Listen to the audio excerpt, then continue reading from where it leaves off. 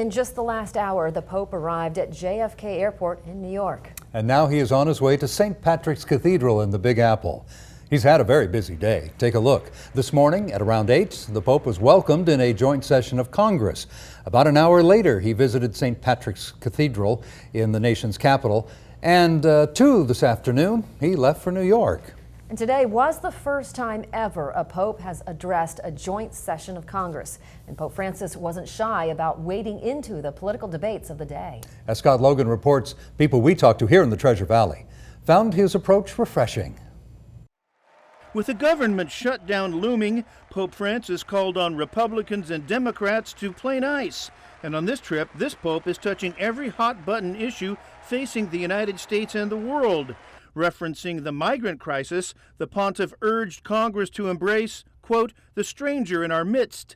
We must not be taken aback by the numbers, but rather view them as persons. And he spoke about the dangers of religious extremism. A delicate balance is required to combat violence perpetrated in the name of a religion. Francis has forcefully staked out ideological ground opposite that of the Republican Party. He supports President Obama's efforts on climate change and backs the new nuclear deal with Iran. And the Pope's comments are not only resonating in our nation's capital, but at state capitals as well, and as we found out, on the streets of America too.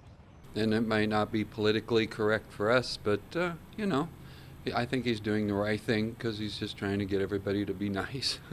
I think it's a good thing. I think climate change needs to be addressed, and I'm glad he's saying something about it. So, of course, Pope Francis does say things both Democrats and Republicans can agree on. In the land of the free, at the home of the brave. Scott Logan, KBOI 2 News, Boise. The Pope also cited his opposition to both abortion and the death penalty. Many popes have been invited to address Congress, by the way, but Pope Francis is the first to accept.